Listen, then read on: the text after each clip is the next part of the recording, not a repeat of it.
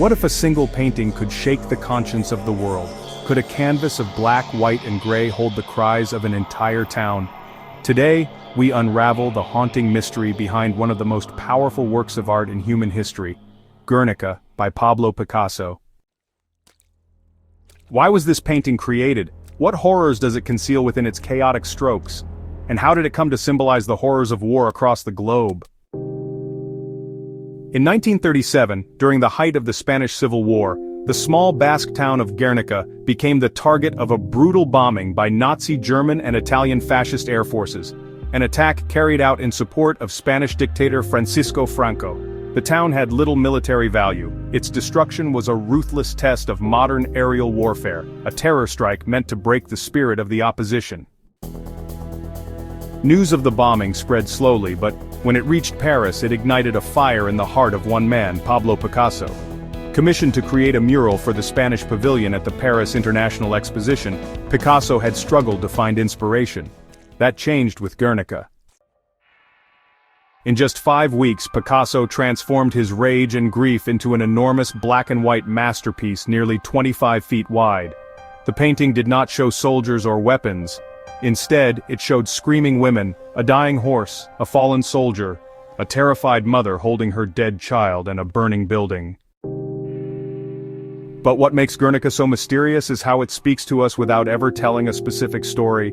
There are no national symbols, no obvious enemies, no timeline, only suffering, raw and universal. When it was unveiled in Paris, many were confused, some horrified, others deeply moved. But one thing was certain: Guernica was not just a painting, it was a protest. And that protest, it really traveled. From Europe all the way to America, Guernica became a powerful symbol of anti-war sentiment. During World War II, it echoed the pain of bombed cities everywhere. And then, during the Vietnam War, it reminded people of all the innocent lives lost. Even today, it's still used as a statement against violence and oppression. Yet, controversy followed it wherever it went. In 1974, during a protest at the Museum of Modern Art in New York, someone actually spray-painted "Kill Lies All" on the painting's protective glass. Then, in 2003, a replica of Guernica at the United Nations was covered with a curtain during a speech by US officials about the Iraq invasion. And, well, that decision sparked outrage. Why?